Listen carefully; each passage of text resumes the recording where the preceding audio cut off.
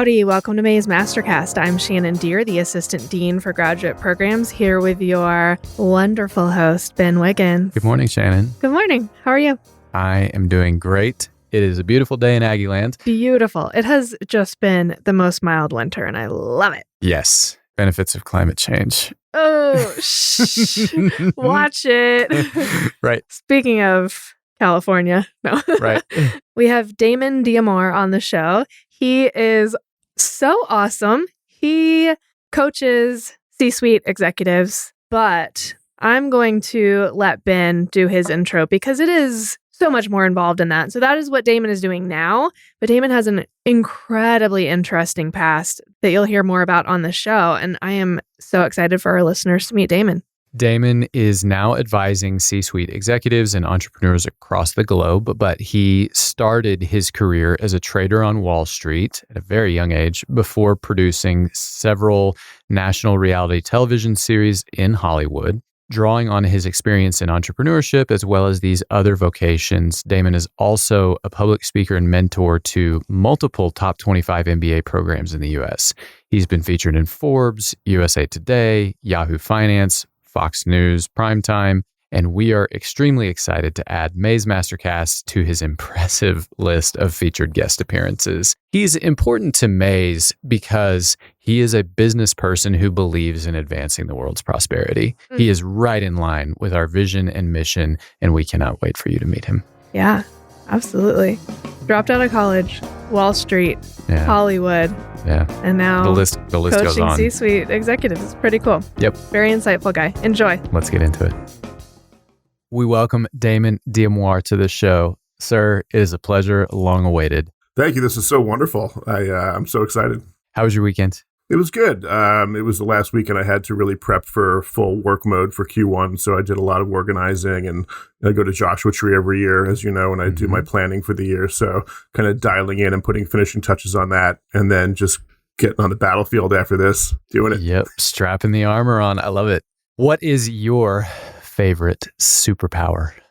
My favorite superpower is time travel, and not to be able to go influence events, but to be able to go re-experience them. I'm a big fan of this nostalgia. I gave a speech about it at Toastmasters recently. I'm thinking about doing a longer form corporate speech about it. And I had two relatives that had severe dementia, and it was, and they lived amazing lives. And it was sad to watch them lose their memory of everything. Yeah. One of my biggest fears is losing my memory. So the ability to just go back to a memory and stand by it passively and relive it would be incredible. Kind of like Dr. Manhattan. Yeah. If you could pick one thing to go back and re-experience. So you have this same superpower, but you can only use it once. What do you use it for? My therapist is going to shoot me for this, but it would probably be like day 4 or 5 of my honeymoon with my second wife when I was floating in this pool in Hawaii. Yeah. And I was at the most relaxed point in probably over a decade that I ever felt totally zenned out. Yeah. And I was really, really, really, really happy for the first time in years. Yeah. And I just remember floating there and being like, wow, this it does come back, you know? Yeah. What do you think? You said totally relaxed rather than you said something interesting about happiness too, but I want to focus on the relaxed part of it. Do you historically have trouble relaxing? Oh, yeah. When I was working on Wall Street, we would take my girlfriend back then and I would go to Florida for the weekend. We'd leave it a Friday after work. And I was never relaxed by Sunday night. It takes me days to get past nowadays it's a little bit better because it sounds so cliche, but I've learned to meditate and to be present. And it's easier for me to get to a more chill state, but it still takes a couple days. Even in Joshua Tree for my retreat on the beginning of day 2, I felt at peace with myself. But it's hard for me to feel at peace with another person. You know, it's really rare for me. Well, I feel at peace with you if it makes any difference. Thanks, man. I was talking about you this weekend. Oh, yeah? Somebody asked me what I was doing this week. I said I'm doing a podcast with a guy I've known now for probably over a decade between VCF. And they asked me who you were, like, what was your deal? And I said, Ben is the closest that I met in California to my old school 70s Jersey Italian, like, core value system, like golden rule guy. That's nice. Thank you. That insane hard work ethic, and you actually live your values, man, which was so rare to meet somebody in LA who would make decisions based on their core values, and you still do. And it's admirable, man. So thank you. Where did so you talked a little bit about it just now, but let's get into the team building questions. Where did you grow up? I grew up in New Jersey, the first 12 years of my life in northern Jersey. Mm-hmm. And then when my parents got divorced, I moved down to more suburban area, Toms River, where I lived until I was through high school and early community college. Mm-hmm.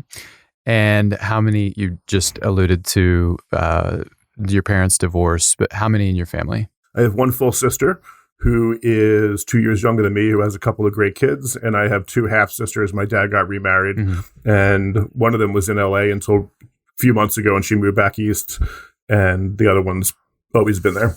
What was your first job? My first job was a dishwasher at a seafood restaurant in Seaside Heights, New Jersey, where they tape that horrible MTV Jersey show, Jersey Shore. But it was wonderful. I had an older kid who got me the job, so we'd drive in his Camaro over the bridge every night, listening to Bon Jovi, and it was like 1984, and it was amazing being around adults for the first time in a work environment, and there were bad people and good people and, lower class blue collar people who were good people, but also you saw the seedy side of working in a restaurant. There's lots of horrible, crazy stuff that goes down there. Sure. But it was work ethic, I left smelling seafood, like a dishwasher every night, but it felt great. I'm a very process driven person. So like mowing a lawn, I love doing the dishes. Like having a task in front of me and being able to complete it feels so fulfilling. Yes. I'm like that. Sometimes my wife and I will be sitting around and I will just get up and go do the dishes. And she says she would like to have that on command because it deploys at unusual times. But yeah, I feel you.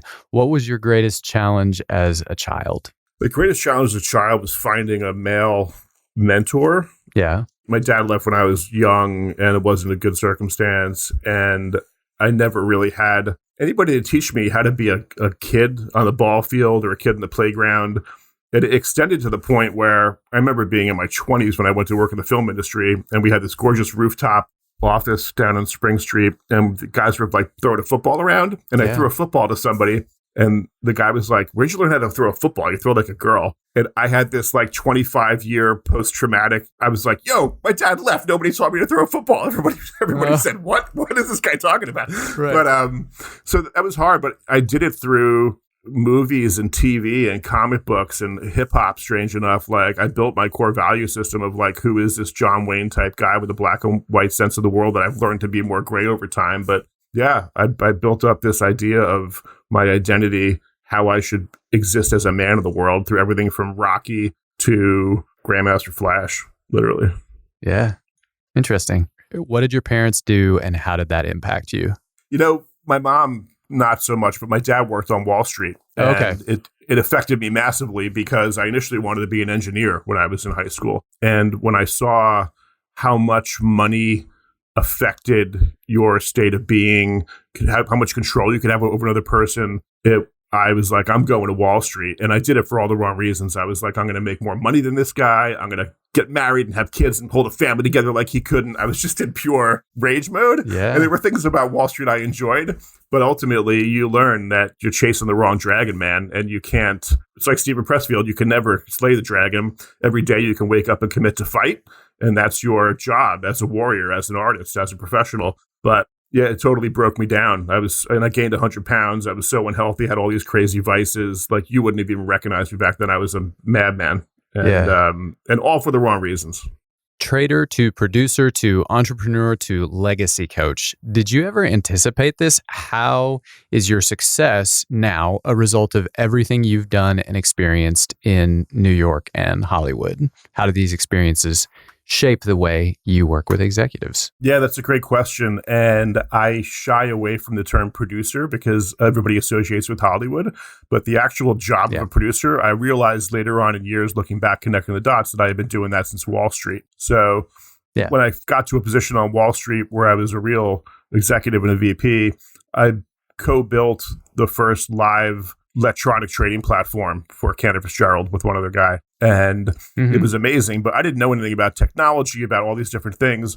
But I had a directive and they gave me a bunch of talented people to manage expectations and resources for, and I delivered a result, and that's basically producing. Right. So learning how to execute and lead really diverse teams of diverse personalities, diverse capabilities, but drive them towards a common goal, all while managing expectations. And most importantly, what I do now, learning to tell a story that stakeholders will believe and get behind and be advocates for. Yeah. All that started in '94 for me. I didn't even realize it at the time. And then in Hollywood, you're literally telling stories, whether you're trying to sell a pitch or whatever it might be. Yeah. And then later on Apprentice, Undercover Boss, even though there was a business angle to it, it was still the same. And that's what I do now. My number one thing that I work with clients on is telling the story to stakeholders, and number one, believing it themselves, but also being able to communicate it in a really specific way so that people get behind it. Any funny stories that came out of those early days? I mean, I know you're a guy with hundreds, if not thousands, of great stories. I mean, actually, I did on Apprentice. I had somebody who was the CEO of a pretty big company get on a conference call with the network and with all these people, and somebody wasn't prepared on the network side. And everybody was going around this like 20-person conference call introducing themselves. And they got to the CEO and he says his name. And somebody from the network says, "I'm sorry, who are you? What do you do?" And the guy goes, "Who am I? Google me." And he slams the phone down and hangs up. And everybody, 20 people are like, "What just literally happened?" Yeah. And it was amazing. It was like this kind of baller mic drop corporate America moment, if I told you the brand. Right. Indeed. Let's talk legacy for a second. What do you think determines which parts of our image are remembered as our legacy? Daniel Kahneman would say that duration, neglect, and the peak end rule are key factors in this process. We tend to remember a powerful moment or two rather than the entire duration. And notably, we often remember how things came to a crescendo and how they ended. But you're the expert here. What are your thoughts on what determines legacy? A lot of it is your ability to provide a clear and consistent message for people to tell when you're not in the room, when you're no longer there. Mm-hmm. So I always give the example of it's your funeral. People are standing around who loved you, you love them. And what do they say about Ben or Damon? It shouldn't be that you made the best PowerPoint presentations, you were the best sales guy. You know, whatever you want your legacy to be, it might be different in tone or in broad strokes, but specifically, people should know that you lived for empowering people, you lived for picking people up, you lived for changing the dynamic by which kids in urban areas are able to learn about practical entrepreneurship, whatever that might be. But you need to control the narrative, and most people don't focus on that storytelling element, and it's really sad because you can't control when you leave. You can do everything that you can to say, "Oh, I'm going to think about legacy when I retire." You know, your plane could go down. Your plane could crash into your building. You slip on a banana peel. Like literally, it sounds crazy, but you can't control when that happens. So you need to constantly be putting in front of people what your legacy is going to be. And you do that through philanthropy. You do that through public speaking. You do that through the groups and communities that you're involved with, whether it's your church or whether it's, you know, a CrossFit crew that you've been part of for the last decade who understand your work ethic and your beliefs and why you do things. Yeah. So that's what determines it. It's your ability to tell the story that's clear and consistent. What do you think are the most important little steps that people miss in the process of creating that narrative? Like, what's the one easy thing that people should be doing that they're not doing in terms of deciding what the story is? The one easy thing that people don't do that always shocks me is they don't know their own story. They've never sat down and written up a list of data points from the time they had their first memory in life to now. It's called a lifeline exercise that we do. And I have a 2-page long legal sheet one now, but from my very first memory until now, the highs and lows of my life that impacted where I am today, those are actual data points. And telling a story is just taking a bunch of data and turning it into a narrative that people will remember and have some emotional connection to. So a lot of people, I meet people in their 40s and 50s who never did a lifeline, never sat down with their spouse or themselves or their kids and said, "This is where Dad came from. This is what I've done." And because they don't have the data points to point at specifically in their mind, they don't have something to believe and attach onto. Okay. So, let me push back on that a little bit because I've never done the lifeline exercise. I do feel like there is something that I'm moving toward. And you commented earlier that you feel like I make my values mean what they say, which is the best compliment I've gotten certainly this month. But what is it about knowing the story that really helps bring color to. I'm having trouble connecting the dots a little bit. I can see how it would be a problem in some cases, but I don't feel like it would necessarily be a problem in every case. Because a lot of folks don't have storytelling capabilities in the emotional sense. I could spit out a bunch of data points and say, I worked on Wall Street, I worked in Hollywood, I worked in entrepreneurship, now I'm a coach. And people say, okay, I kind of get that. But if I say at 21, I dropped out of college and I was trading $12 billion a day running a desk with the biggest bond firm in the world, they're like, whoa. If I say I produced The Apprentice with our current president, their undercover boss, people have emotional responses to those specific data points. It's not just I produced a show, I produced two of their favorite shows. It's not just I did Wayfounder, oh, they saw this, XYZ. Right. Who are the kind of people you coach? When I throw down some of the names of the people that I work with, they're like, oh, these people, so it's having those data points in order to create a story around, because those specifics are what drive people to emotional. If I said I watched the wild card game this weekend, you might say, oh, so did I. If I said, I can't believe that Tennessee just pulled the championship out of Brady's hands like that, that you have an emotional connection. And later on in the day, when somebody talks about the game, for a split second, you're going to remember talking to me about it. You're going to associate Damon with that game instead of just Brady. You're right. So, it's the specificity then. It's the moments, maybe. It's the very specific moments, because those moments all have embedded in them emotion, whether it's positive or negative or warm or cold. But when you add specific elements to a story, that's what makes it unique. Because, Joseph Campbell, all the stories have already been told. They're just different specifics. Like Star Wars and some Akira Kurosawa movie and the Bible are all basically the same, but they're very different specifics. Oh, Kurosawa, you're speaking to my heart, my friends. When an executive comes to you, what exactly are they looking for? What problem are they trying to solve? The reason I ask this question is because it seems like you're working with people that, in some respects, are on top of the world. They have incredible resources at their disposal. What are your clients looking for, and how do they go about implementing what you recommend? Sure. I'm very fortunate to have built this network of contacts and people that trust me that run massive companies globally. And I can start by telling you what they don't come to me for. They do not come to me for very tactical business performance issues. I'm not about profitability, efficiency, culture, etc. I refer them to other people for that. What they do come to me for is they've either experienced some recent event that they had a really hard time getting over, and they don't believe that they're resilient people, and they need to build some sense of resiliency. They feel overwhelmed with commitments on their time, and they've lost the ability to prioritize their own time, and that terrifies them because once you lose grip of that, it spirals out of control. And the biggest thing is also they rise to a new role. They take a new job as a C-suite executive, or they have a new team or a new board, or the company gets sold. The story they need to tell, to go back to story, is now different than the story they've told to themselves and to everybody else. So a lot of it is, how do I communicate to the board that I'm still the guy that should run this company if we got bought by a private equity firm? Mm-hmm. How do I communicate to our customers and our employees that everybody matters in this big wheel, not just the guy up top getting paid all this money, or gal? So it's really about those three things. It's about focus and prioritization, which I call mindset. It's about building a lifestyle of resilience, not just being able to rebound from one event. And it's also about storytelling.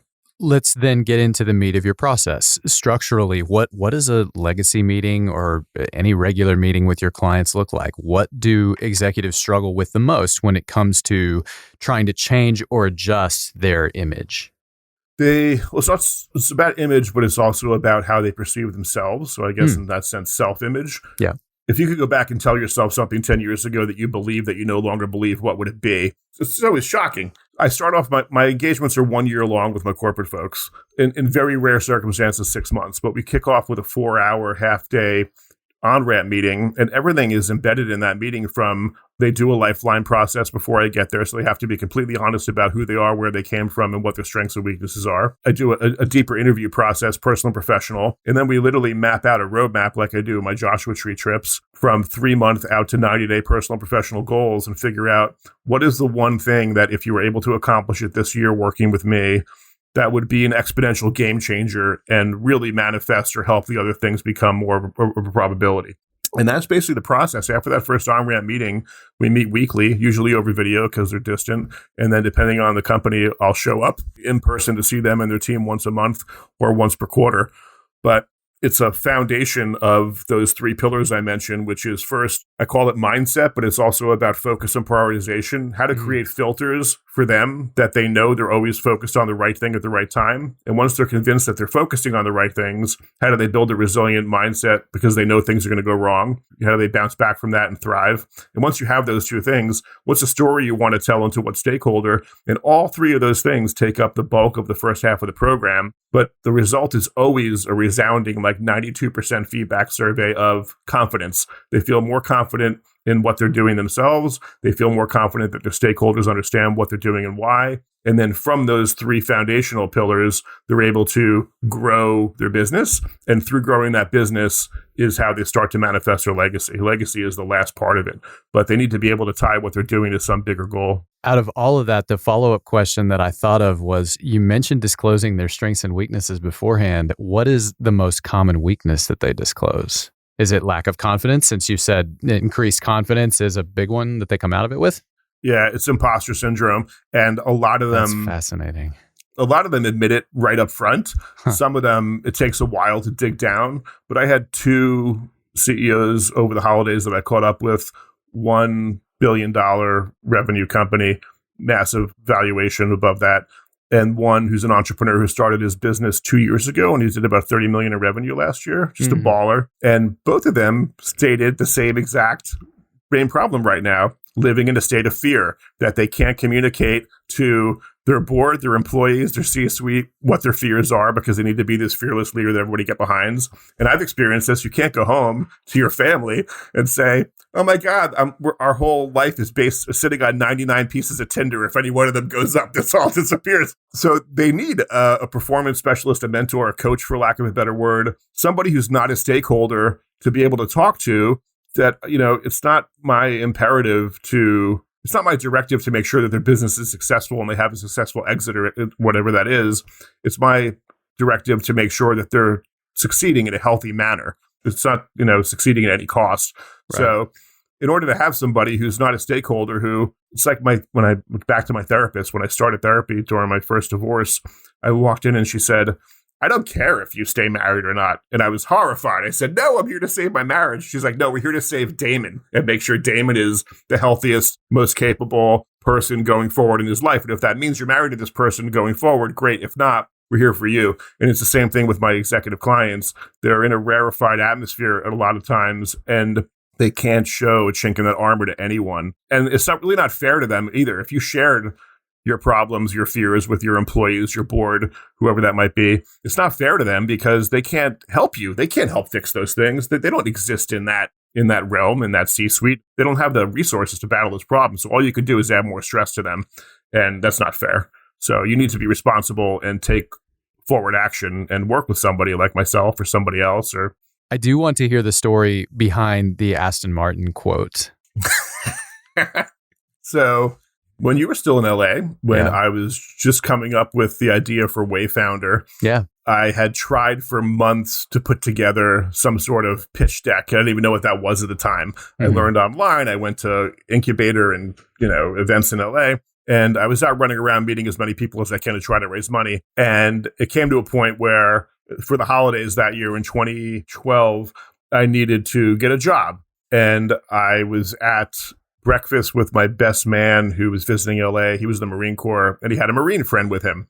Yeah. And this guy is just like shoveling food into his mouth and listening to me and my friend talk because I didn't know him. Yeah. And he pops up and says, oh, you're an entrepreneur and you're from Jersey. I know a guy who's an entrepreneur from Jersey. He's loaded and he's always hiring guys around the holidays to help with his business. So I emailed this person, and he had a lead gen company that was doing just insane revenue. And he always hired these like Excel monkeys to come in for the holidays and like bang out his spreadsheet work.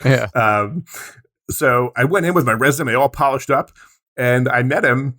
And when I walked in, I had this product backside that I had created that I had done some sales with for corporate America on my phone. And he looked at it and he said, what's that? And I said, oh, I created this product. I got 2 patents on it. I tried to sell it. I sold 70,000 units out of my bedroom, but ultimately it failed because X, Y, Z. He said, really, what else do you do? And I showed him a couple of other projects. And he said, I can't hire you, man. You're just like me, but you don't drive an Aston Martin. And I said, what does that mean? He said, nobody's ever shown you the right way to go about building a business, building a team, raising money, gaining consensus. He said, you remind me of myself as a kid from Jersey who tried over and over and kept failing to the point where his parents begged him to just stop and go get a job. Yeah. He said after he found a mentor, he said, now they all live in houses that I bought them. They have no-show jobs. He said, I want you to go home and really think about what you want to do, and I'm going to pay it forward, and I'm going to help you do it. And it was the first time anybody that said that didn't just slap me on the back and kind of wink. It was the first time somebody meant it.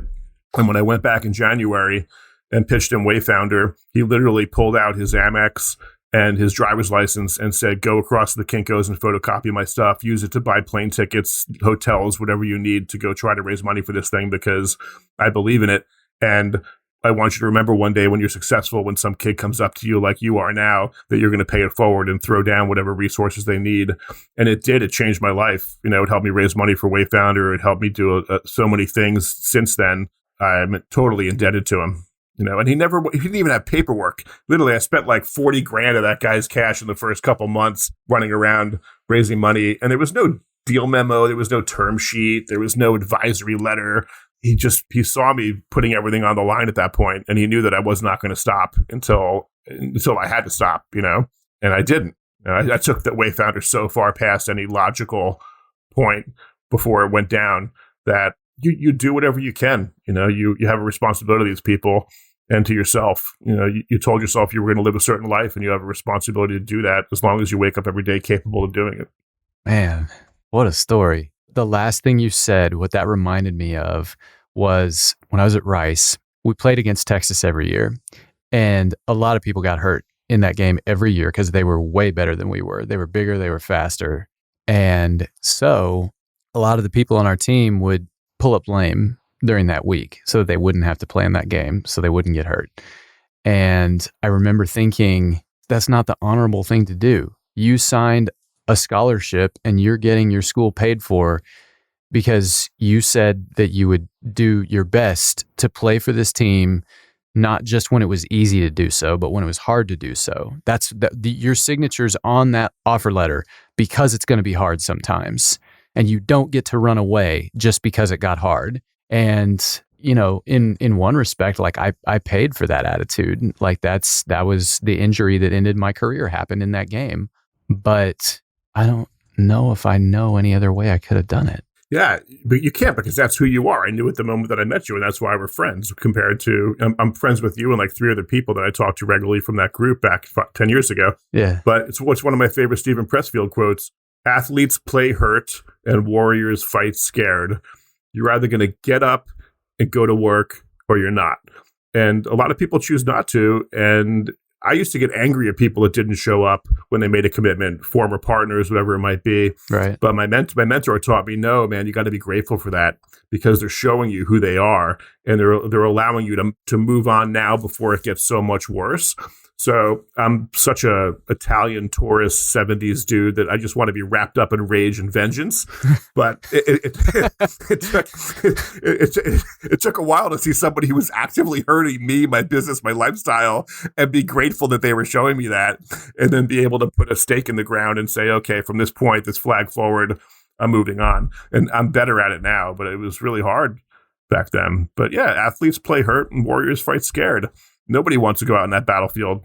One of my best friends is a sniper in the Gulf War, and he was around a bunch of other super hardcore sniper dudes like him. And he told me that the first day that they went to battle in the Gulf, they were on the side of an oil field that had been set on fire.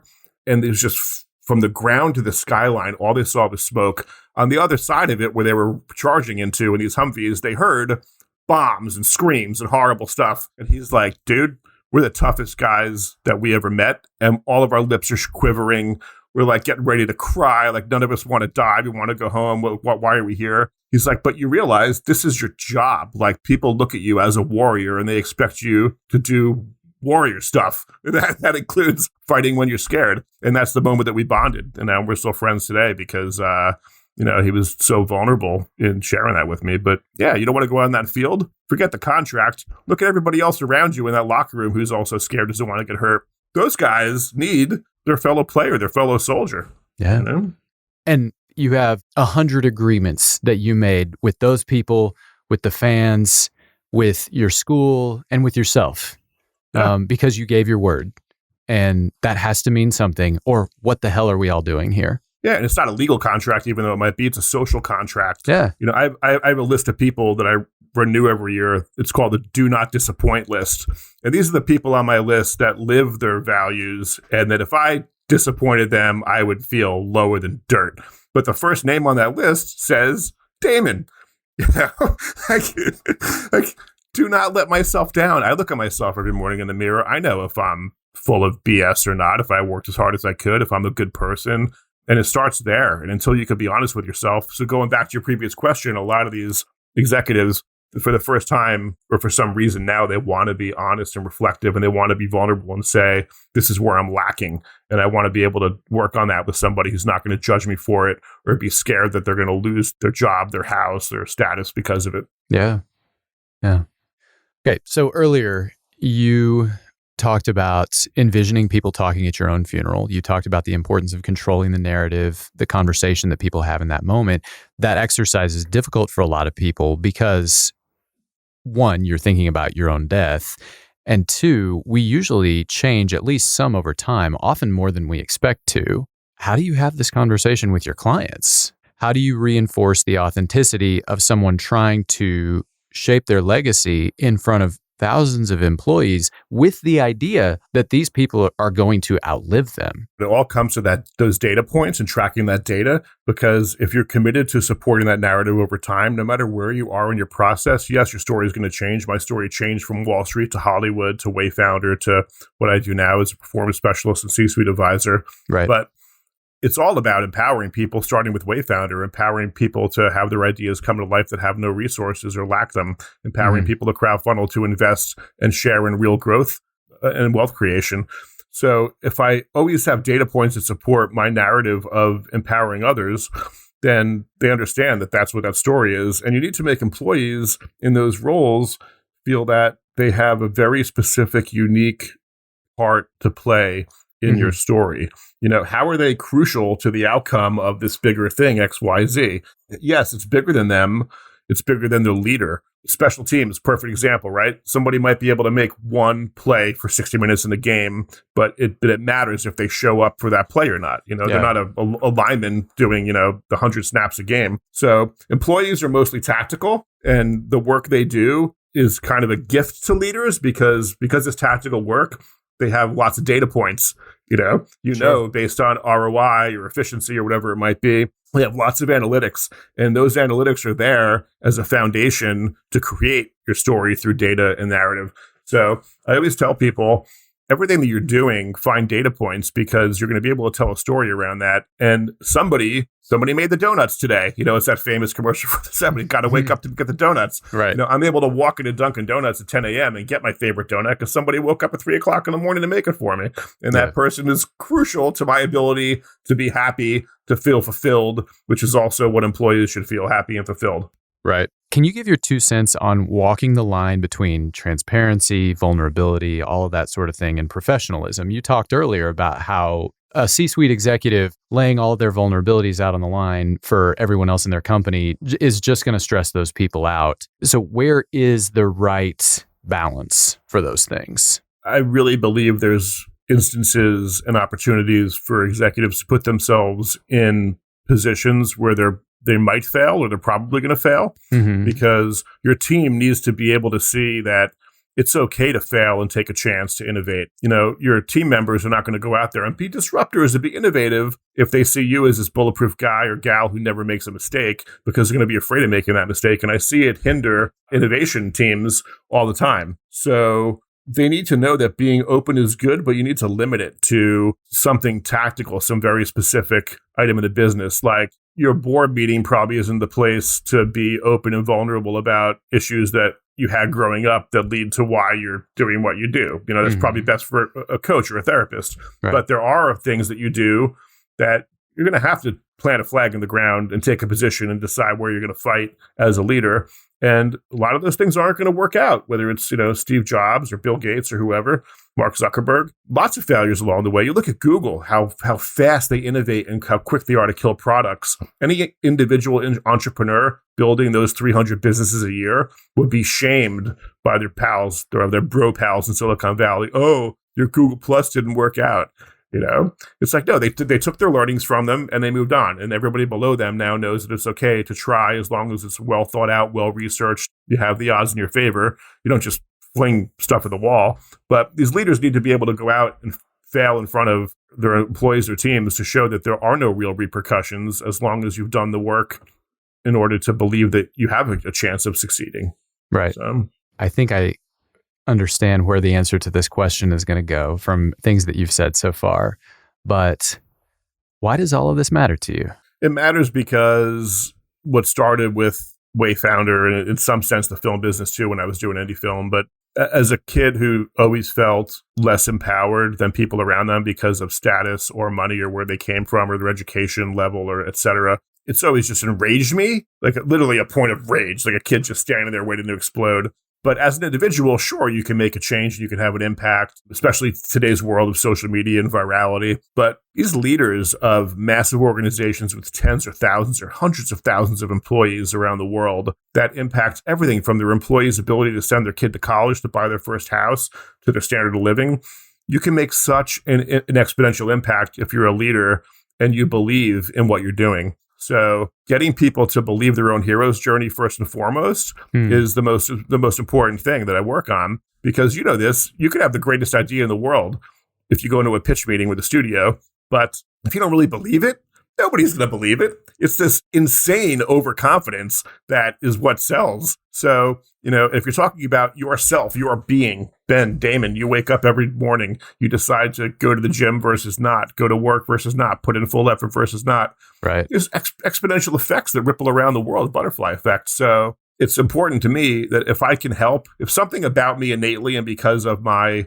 experience and work in life helps these big executives feel more confident, and through that confidence, they're able to go grow something, build a legacy, have a bigger impact, I got to go do that. I was so resistant to doing what I do now when it first started, because I was like, oh, coaching's BS. I meet all these coaches that are, quote, whatever. They're coaching out of some binder. P stands for productivity, A stands for action, blah, blah, blah, blah. But, which is fine if you're coaching worker bees. Like I'm not, there's nothing against tactical coaching. But since I was 21, working with the C-suite at my company, Cantor Fitzgerald, I've been around guys and gals that think differently, see the world differently, act differently.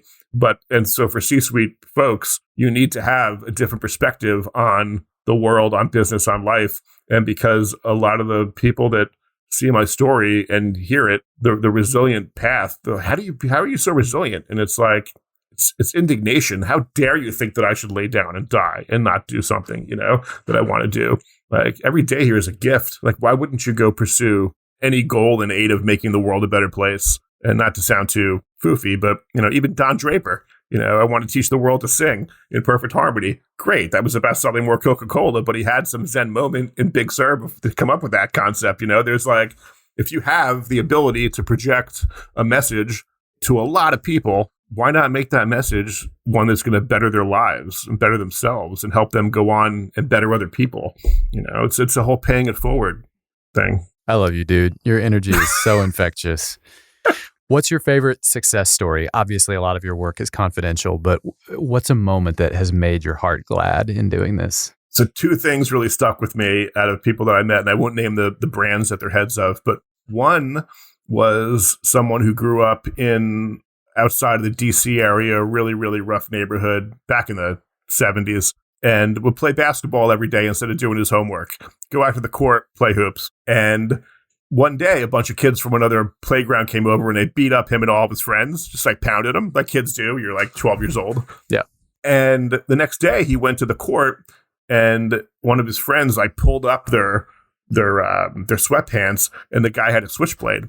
And this CEO, future CEO said, "What are you doing with that?" He's like, "Those kids are going to come back and like, I'm going to get them for it and stab one of them." And at 12 years old, this kid had this self-awareness to say, this is the moment that my life could possibly change. And he literally walked back home, left that court and started doing homework and became an A student, got a scholarship, went to 2 Ivy League schools, became the CEO of this massive East Coast company that would blow your mind. And the idea that there are moments in life that are, you do have a choice. Like some things you can't control. It's a whole Stoic philosophy. You can control your perceptions, but not events. But yeah, you can control your perceptions than your actions. So the idea that there are moments in life that can change the course of history forever always stuck with me. And the second was a guy that grew up on a big farm with like 10 brothers and sisters in the Midwest.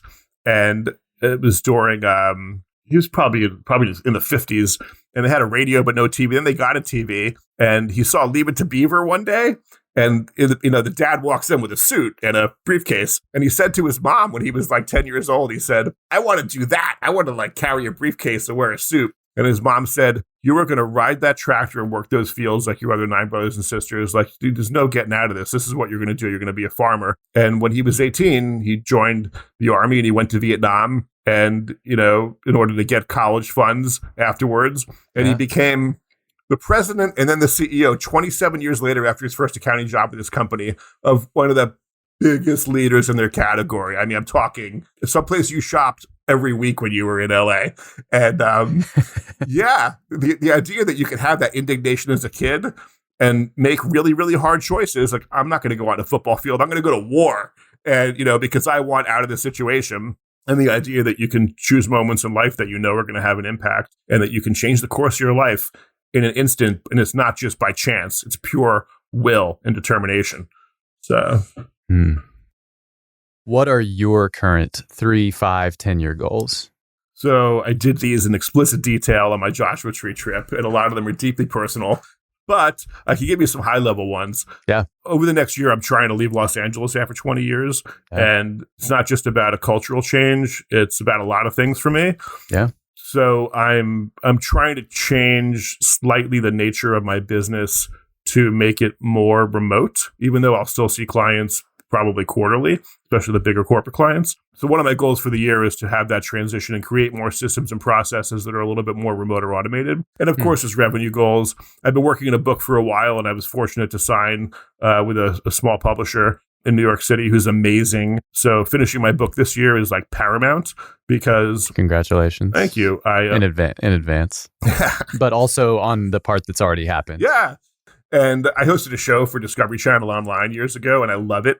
And I love doing podcast interviews, et cetera. And I have a concept for my own podcast. So I think the book's going to be that authority piece. So launching the podcast, launching the book. But 3 to 5 years, really cementing a thought leadership position in the legacy space and in the space of my process of this mindset resilient storytelling process, and being able to spend less time coaching tactically, having maybe 1 or 2 clients a year, but more time speaking, writing, creating content, learning, like really becoming a professional and an expert in the capital E sense of the word. Like that's my goal. Like if I'm in my 50s 3 years from now, I want to be learning, like a madman and being able to increase my communication skills, public speaking, writing, etc., to share that with as many people as possible, and then share that on a tactical level with people that my own specific filters for worthy of spending my time and my resources with. Godspeed with all of that. I'm sure it's going to be amazing.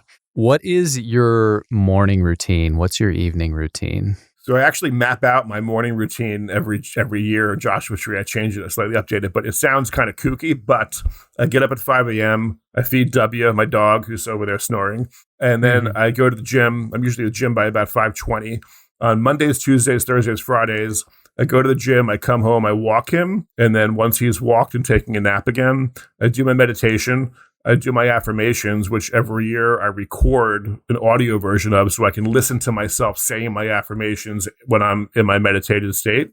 And then because I have a bad back from a car accident, I do this thing called foundation training from a doctor in San Diego. I do about 10 minutes of back work. And then I shower and I review my planner for the day, and then I go to work. And my evening routine is basically I review my planner for the next day. Each day in my planner has one specific goal to focus on above all others. So I make sure that there's enough time in the day for that goal. For example, if it was working on my book, I'm not a good tactical writer. I can't sit down and bang out 500 words and walk away. I need hours to get into that state and produce real good work. So if it's stacked with meetings, that's not it. But review my planner. And then I try to read at least 30 pages a night.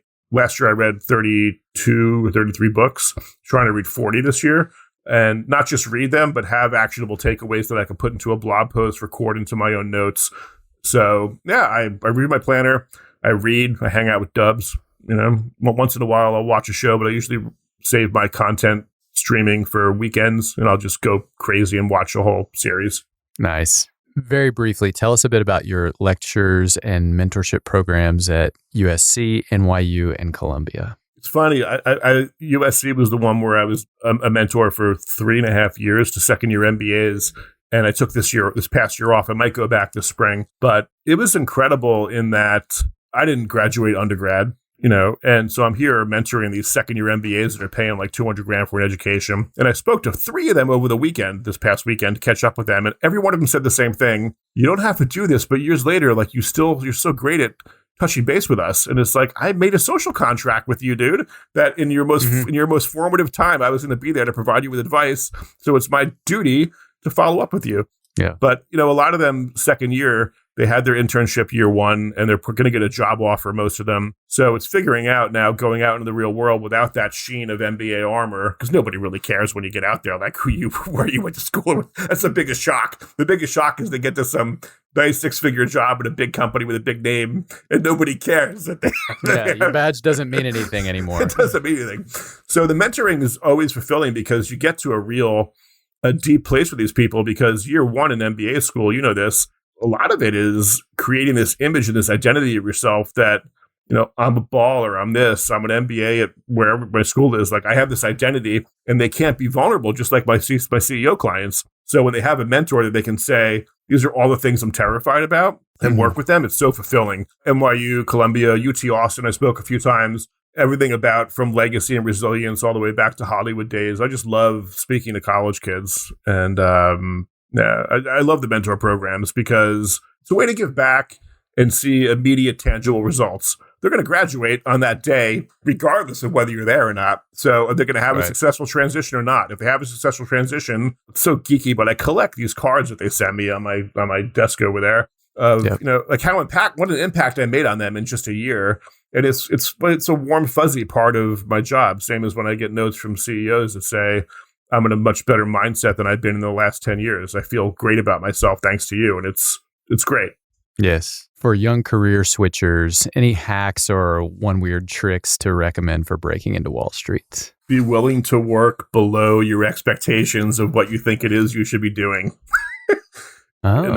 Scott Galloway wrote a great blog post to his MBAs after teaching like 6,000 students over his career. And it started out with, you should be willing to push a broom. Like, if this is really what you want to do, you need to go in there and do the work and learn the business from the ground up. So, when I went to Wall Street, I was still in college, and they said, well, you can't have a job on the trading desk. You could have a job on the ticket desk. But those people on the ticket desk, they're great people, but none of them really want to work on Wall Street. It's like an admin job. They could be working in Costco for all that matters, So I went and I did it, and I got promoted on the trading desk like 7 weeks later. Long story. But I was still willing to do, they told me, well, you're going to be an assistant until you graduate college. And no offense, but you only go to a state school. So when you do graduate, you're not going to get like a VP slot because we give those to Ivy League kids. And I was like, yeah, whatever, dude, just give me the job. And, a year later, I was running a trading desk at 22 because I did the work, but you had to be willing to put your ego aside. If you're going to go to Wall Street or some other big, quote, institution of an industry, you got to be willing to do the work. That's the number one thing. So many students I talk to these days, they say, well, that's below me. It's like, nothing is below you, Yeah, like it wasn't below Hank Reardon to get in the mines and start shoveling coal when he had to. Like, you need to be able to be willing to do the work. And there's this, we could talk about this for hours, like, this culture of I deserve this, XYZ, different generation. But no, you don't deserve anything. You deserve an opportunity, and it's what you do with that opportunity. And if that means that you become a ticket runner, literally running all day long between a printer and a bunch of people screaming at you, and you go home exhausted, but you still go to school every night, like that's what you do. I had like 20-hour work days for years, Yeah, my first job in football operations out of Rice was working for free And I did that so that I could get on with the football staff here at A&M under Coach Fran. And then first job in the film and television business was unpaid set PA on a movie in Lancaster, I think it was. And in California. I had done a couple of jobs in Houston prior to that, but in the LA area, it was again working for free. I did a bunch of set jobs for free. And then first job in a writer's room, also unpaid. When I left Wall Street, I went to the film business for shooting gallery, and I worked for free. And I literally picked up after their dogs. The owners were like, we have 2 dogs, walk them 3 times a day. Great. And I couldn't even get a set PA job because they were like, well, you're not a film school kid. You don't know anything about sets. You're a Wall Street guy. Like, go make coffee. So, until I proved that I would show up at 6 a.m. and do it, then they were like, okay, well. And pick up the dog crap. Yeah. Then they were like, okay, we'll trust you to show up on set at 6 a.m. or we'll trust you to sit in the subway watching our gear because, Panavision closed and you got to protect it from homeless dudes all night.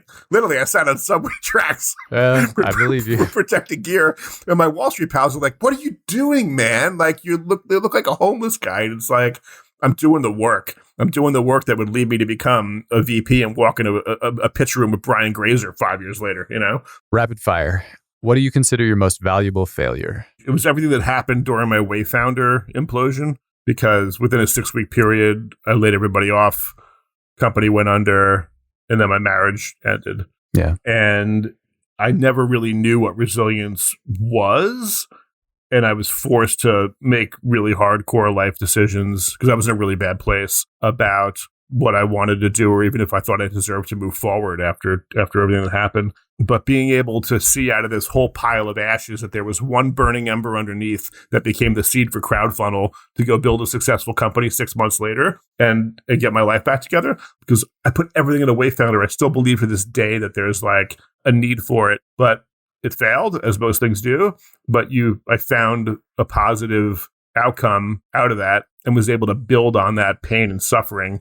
And I was able to grow through it. And that's the most valuable thing that I've, that. And also in a lot of weird ways, it's like a shrink session. My dad leaving the way that he did was like, I'd thank him for it now because of maybe who I am. Sure. What do you think is people's biggest misconception of you? And this was the hardest question for me to answer, and I couldn't do it. So I asked 5 friends of mine that have known me for a long time what the biggest misconception is. And there was one common thread through all of them. Okay. Putting aside the political stuff, every one of them in some way said that because I'm such a big preacher of self-reliance and resilience and the fact that no one is coming, you got to pull yourself up, that people would be surprised how much I really, really value community and teamwork and other people's opinions and like being part of a group, that I'm not just some guy in an island. I'm not Tom Hanks on a raft with a volleyball being like, F the world, I'm going to do my thing. But, self-reliance and resilience is a big part of my value system. But yeah, they said a lot of people would be surprised how much of a gatherer of people around you that you are. I have a really, large network, small squad. The people that are part of the squad are really good people who deserve to be on my do not disappoint list. Makes sense. If you could have anyone as a mentor now for one day, who would it be? You are the one person in the world I want to ask this question. So this is going to sound creepy because I keep trying to Instagram stalk him and figure out where he eats his lunches on Sundays. But Stephen Pressfield, because he's in LA and he's my favorite author and hard work ethic guy. I've taken his classes. I've read all of his books multiple times. I listened to his interviews. There's so many gems in there. And I would just love him to come into my office and rip apart my whole life in a day session and just be like, dude, you are not doing the work. You are not focusing on it. Because you always think you get into a groove, you're like, yeah. And then you look back a year later, you're like, man, I was not working hard enough. So I feel like he's the one that I would love to come in and just like redline my whole life and be like, yeah, you're doing it all wrong, man. Yeah. I hear that. You were talking about this earlier. What advice would you give yourself 5 years ago? And if you want to extend that back a little bit farther, maybe post-Wayfounder, maybe pre-Wayfounder, like pick a time, what advice would you give to yourself then? I felt like after a long time between family and my first marriage and Wall Street and a lot of stuff, that I had finally found happiness, like I was talking about, and the idea that that still managed to get away from me, and my professional life managed to fall apart. When I was in that really low place, if I could, I would have went back and told myself 3 things. 1, you got to hold your mud. You got to take all that bad stuff. You got to wrap your arms around it, and you just got to like pull it into you and make it a core part of your being, because it's never going to go away. You can either make that negative stuff a positive going forward, or you can let it weigh you down, but you got to hold on to your mud. Number 2, no one is coming. At the end of the day, yes, you have friends and doctors and family, but you still have to go to sleep with yourself. And if you can't get to a point of peace every night before you close your eyes, nothing's going to matter. And the third thing is that everything's going to be all right, dude. Like, everything is going to be fine. You know, a lot of my life, I just wanted somebody that I trusted in an authority loving sense to tell me everything's going to be all right. And I never had that, you know, and I would go back and tell myself 5 years later, exactly 5 years later, come May, that when you're sitting in that corner and like you think your world is ending and you're at places you never thought you were capable of being, I would just say, dude, everything's going to be all right. Just hold your mud. Sun will rise tomorrow. Yeah, or not. It's funny. One of my favorite quotes is from Mao Zedong, and he says, it's always darkest right before it goes completely black. A couple of great Tim Ferriss questions to close out rapid fire. What is the book you've given most often as a gift? You mentioned our friend, Mr. Pressfield. Yeah, Turning Pro. Turning Pro by Stephen Pressfield. I have a stack of them. I give them out as gifts all the time. It used to be Atlas Shrugged, but most people wouldn't. They'd look at the book and it was like 20 pounds, and they'd be like, I'm not going to read this thing. Right. But Turning Pro. And it also, Atlas Shrugged also ends with a 150-page monologue for anyone who's thinking about reading it. So gear up for that. It's great, though. Before I went to Wall Street, I worked as a beach badge checker. And I said to my friend on Wall Street, I said, what should I read this summer? He said, 2 books, read The Prince and read Atlas Shrugged. And I sat on that beach and just digested it. So Turning Pro would be number 1. I've also given Rilke's Letters to a Young Poet as a gift to all of my MBAs when I graduate. I'm not surprised by this. So many people never heard of it. And these students take it, they're like, what? And they go on their post-grad vacations in Bali or wherever, and they're on a beach, and they get these emails that are like, dude. It's only the best book ever written, other than maybe the Bible. And it's only like 100 pages or whatever. It's short, you know? Yeah. Yeah, you can read it in a week. Easy. Yeah. You can read in 2 days if you're really serious. And the only reason it takes that long is because it's so chewy. Like you have to like digest it. You have to kind of let yourself bask in. Yeah. Read Letters to a Young Poet, listeners. Please read that book. If you could have a billboard anywhere with anything on it, what would it say and why? You know, there's a performance coach named Brad Stolberg, who I follow. And one of his quotes I love, and it's very simple. It's actually the screensaver on my phone. Mm-hmm. And it says, live simple, train hard, live an honest life, and then you are free. And I love that, because so many people that think they're going to become the CEO or whatever, or some entrepreneur and have freedom, or money's going to give them freedom. It's all in your capacity right now, today, in your current circumstances, to live a life of freedom. And if you have a solid work ethic and you know you're working hard and you live a simple, honest life, it's pure freedom, man. Sure is. We end each session with Good Bull, opportunity to recognize someone else for something great they have done, or just something good. Anyone you'd like to send Good Bull? Yeah, one of my friends, Don Furtman, who was on Undercover Boss. I interviewed him for the show. He was the chief development officer of Subway, just retired after 38 years. Mm-hmm. And in his interview, he hadn't spoken about it publicly in the business press before, but he talked about being in long-term recovery, as you know, from substance abuse for years. And he made a conscious decision to talk about it on the episode, on air. And it's changed so many lives. You know, some people around him couldn't believe he would talk about it on a show with 50 million people watching. But he started getting emails immediately from people that worked in Subways all over the world and said, I used to be ashamed of my recovery, my addiction, but you've proven that you can be a successful, good person and successful in business. And so he took that awareness and he started a charity called Recovery Branches. So he actually took the benefits of being vulnerable with a positive outcome in mind. And now he's helping people exponentially because of that vulnerability and honesty. And yeah, like, you know, it takes a lot a lot of strength to go on national TV as, a leader in a big national, worldwide, global brand and talk about something so personal as addiction. But he's done it, and he did it, and now he's changing so many lives. It's incredible. So amazing. Damon, the pleasure was mine, my friend. I usually tell Kyle the pleasure was all his, but this is great. And he curses me out later while doing multiple hours of editing. But thank you. I appreciate your time, my friend. This is wonderful. Thank you. I can't wait to see you in person and meet your wife and your beautiful baby. Yeah, man. Looking forward to it as well. For our top 3 takeaways, I have so many top 3 takeaways today.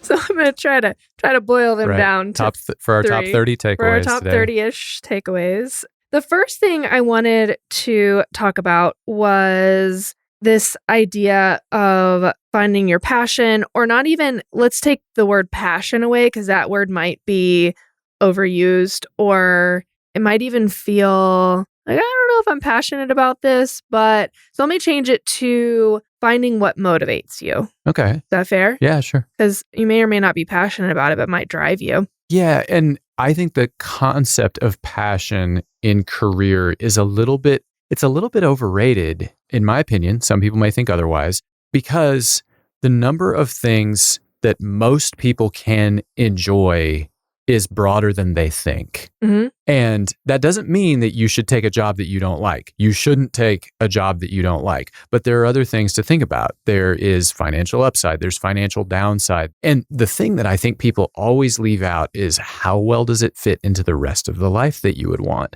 And that doesn't necessarily mean the life that your next door neighbor would want, but for what you want in your life, how does your career fit into that? Sure. And you should be passionately chasing the life you want and finding a career that fits into that and gives you a great life.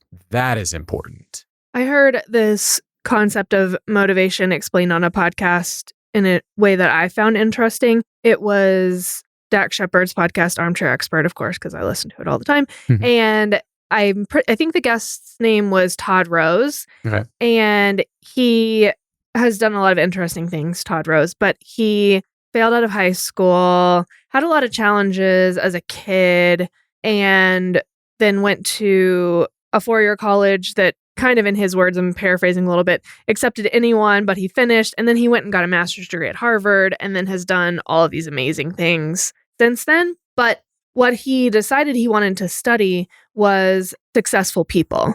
So what makes people successful? And what he was looking for was a personality trait that made people successful. And he was disappointed and then later excited to find out that there's not a personality trait that makes someone successful. The common thread through all of the successful people's stories that he found was that they were doing something that motivated them.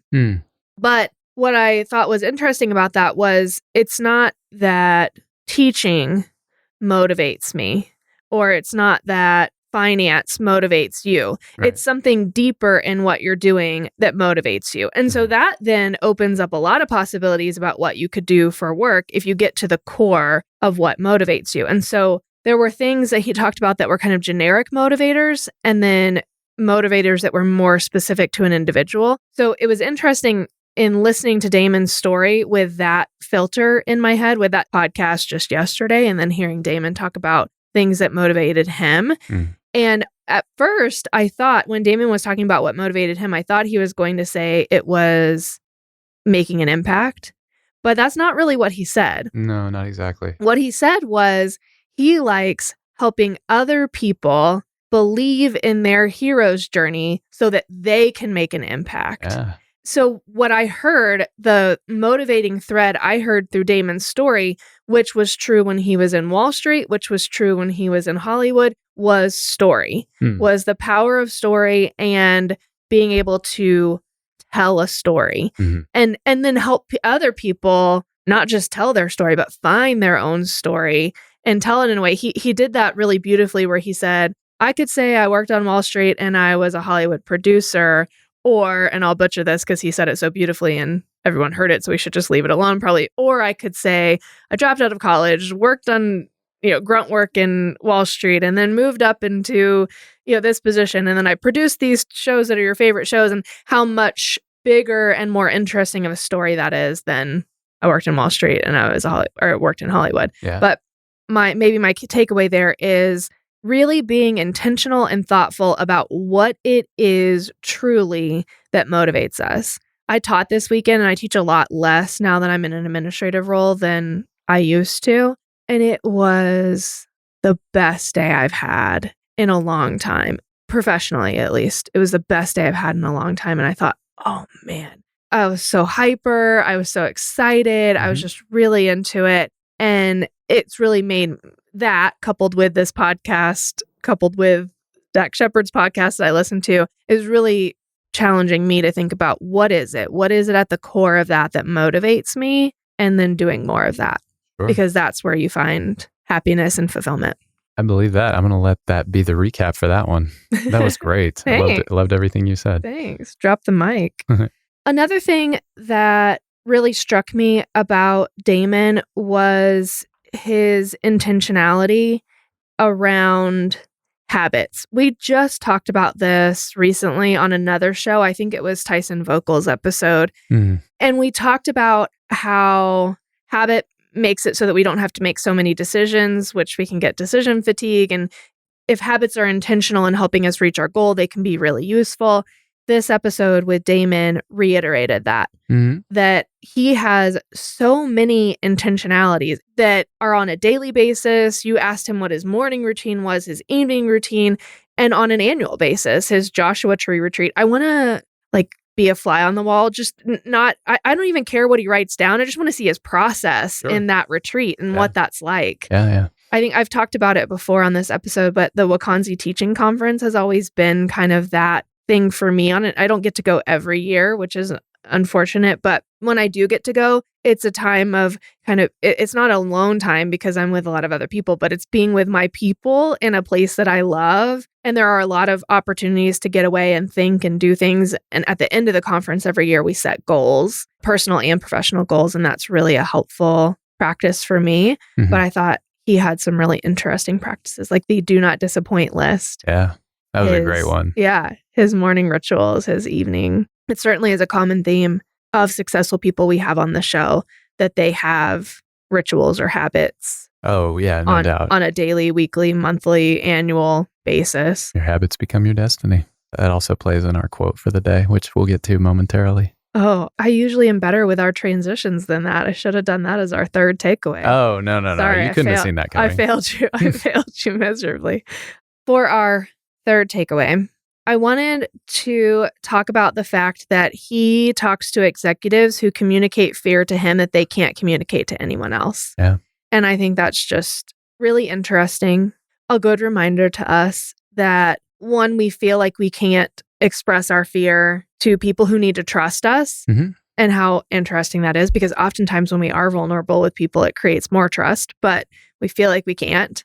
Right. And then even the executive he talked about that was on Undercover Boss, and how he revealed being a recovering addict, and how there's a lot of fear to be that vulnerable. There's a lot of fear to open yourself up like that. Yeah. And yet that's what connects us as people and makes us human and helps people to trust us more and can make an impact on their lives. And yet we live a lot of our time in fear of showing people those parts of ourselves. It's the same reason that we watch movies. We see these people doing these amazing things. And then there's this moment where we realize, oh, that person's just like me. They're afraid just like me. They're looking for something that makes them brave just like me. Or they did that dumb thing just like me. Exactly. Or they keep doing that thing that I can't stop doing, or whatever it is. Yeah. Yep. I know I already did my 3 takeaways, but I want to just say a couple of really cool quotes from the episode that I really liked.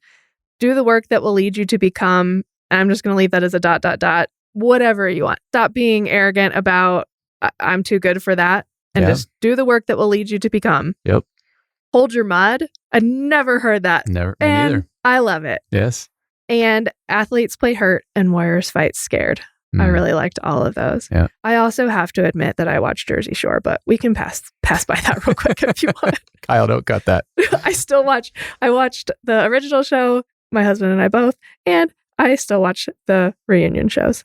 But whatever. Kyle, big don't deal. cut that either. No big deal. Moving on. Yes. Ben, do you want to close us out with a quote? I would love to close this with a quote. And there's so much from that show. And Jersey Shore or the episode? I'm just kidding. From that. Yeah, from that. Really both. But here's our quote to close today's show. I know who I am when I see what I do. David Epstein, quoted from Ibarra.